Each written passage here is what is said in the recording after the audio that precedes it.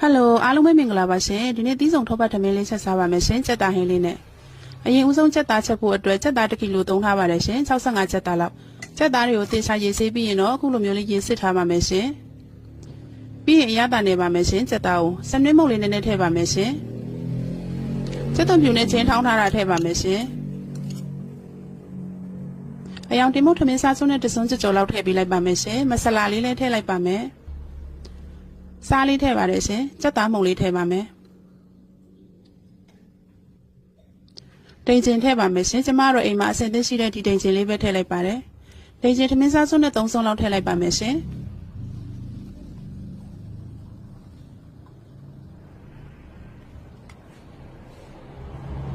ကြက်သွန်ကြော်လက်တဆုပ်စာလောက်ထည့်ပါမယ်ရှင်ပြီးရင်သူ့ကိုအရသာလေးတွေဝင်အောင်နေပေးထားလိုက်ပါမယ်ရှင်တေချာလေးနေပေးလိုက်ပါမယ်အခုလိုမျိုးလေးတေချာလေးနေပေးပြီးသွားရင်တော့သူ့ကို3နာရီလောက်အနည်းဆုံးနှက်ထားလိုက်ပါမယ်ရှင်တကယ်လို့မနက်ဖက်မှချက်ရင်ညကတည်းကနေပြီးရေခဲတက်တာလေးထည့်ထားလိုက်လို့ရပါတယ်ရှင်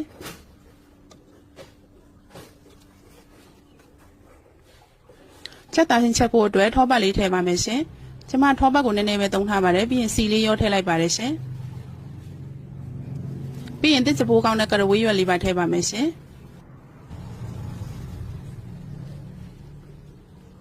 သူတို့အရင်ဦးဆုံးကြော်ပေးလိုက်ပါတယ်ပြီးရင်အရသာနေထားတဲ့ကြက်သားလေးတွေထည့်ပေးလိုက်ပါမယ်ရှင်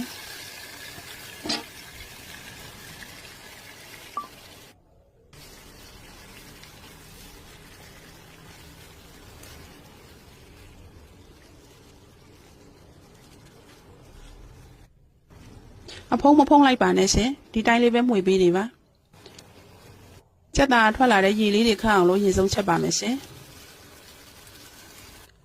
ကြက်သားပါလာတဲ့ရေလေးတွေကကုန်ပြီးတော့စီလေးပြန်လာလို့ရှိရင်တော့ကြက်သွန်ကြော်လက်တဆုပ်စာလောက်ထည့်လိုက်ပါမယ်ရှင်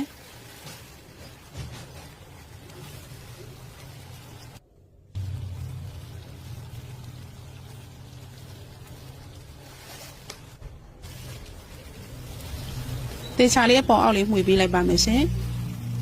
ပြီးသွားရင်တော့ကြက်သားမြုပ်အောင်ရေထည့်လိုက်ပါမယ်ရှင်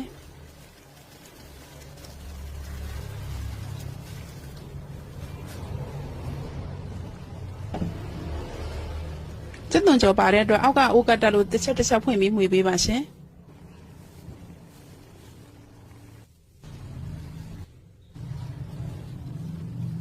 ကြက်သားဟင်းလေးကိုစီပြောင်ချက်ပြီးရင်တော့ရပါပြီရှင်ကြက်သားဟင်းအခုလိုမျိုးနေထားလေးဆိုရင်တော့ရပါပြီ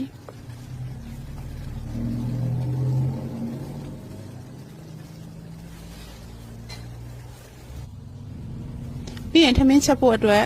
ပြောင်းမှုမလာဦးနေပြီးတော့စပစ်တီ6ပဲစိမ့်စစ်တီဟိုဆန်တို့ကိုသုံးထားပါတယ်ရှင်သူတို့အရင်ဦးဆုံးထောပတ်လေးနဲ့ကြော်ပေးလိုက်ပါမယ်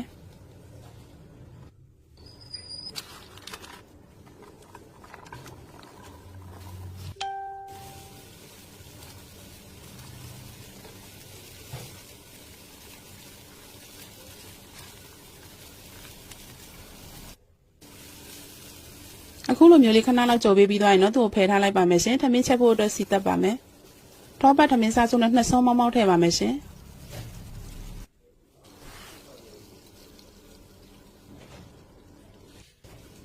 ပြီးသွားရင်တော့ကရဝေးရွက်တစ်စပိုးခေါက်နက်နက်ပွင့်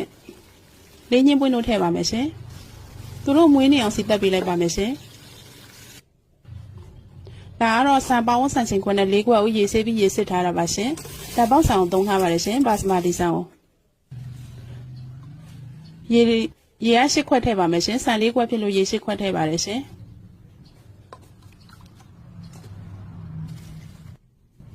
ပြီးရင်အရသာအတွက်တခြားထမင်းစားစွန်းနဲ့2ဆုံးမောင်းမောင်းထည့်ပေးလိုက်ပါမယ်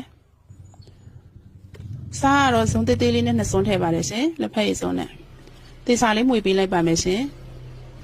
ပြီးရင်စောစောအစီတက်ထားတဲ့ထောပတ်တွေကိုရောထည့်ပေးလိုက်ပါမယ်ပြီးရင်တော့ဒီတိုင်းလေးချက်ထားပေးလိုက်ပါမယ်ရှင်တစ်ခေါက်လောက်ဖွင့်မှွေပေးလိုက်ပါမယ်ရှင်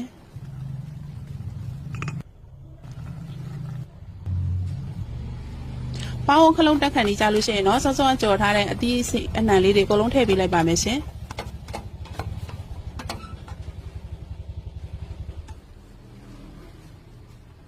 အခုလိုမျိုးလေးတေချာလေးမှွေပေးပြီးသွားရင်တော့ သူ့ကိုပေါင်းခလုတ်တက်တဲ့ဒီတိုင်းလေးပဲတည်ပေးထားလိုက်ပါရှင်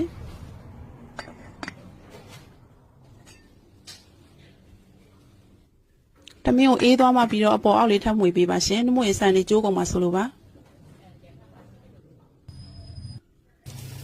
ဒါကတော့ထောပတ်ထမင်းနဲ့တွေ့စားဖို့အတွက်ပစွန်ချပါလက်ဆောင်ကြုံလေးပါရှင်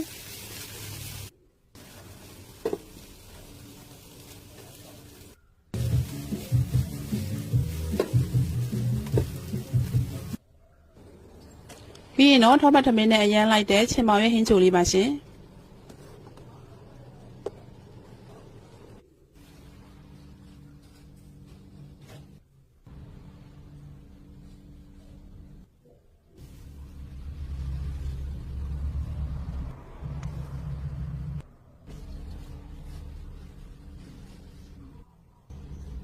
အချင်းအတွက်ကတော့ကော်ပီပြီးတော့တခွားသီးချစ်သွန်နေငရုတ်သီးစိမ့်လေးတွေပပလီပြီးတမယာသီးလေးစမ်းပြီးတုပ်ပါမယ်ရှင်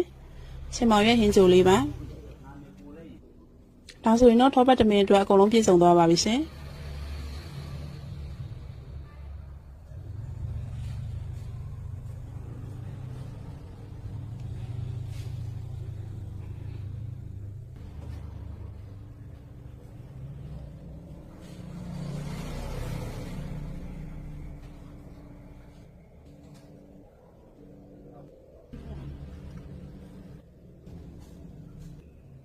သီးဆောင်ထောပတ်ထမင်းနဲ့စက်သားဟင်းလေးရပါပြီရှင်ကျေးဇူးပါရှင်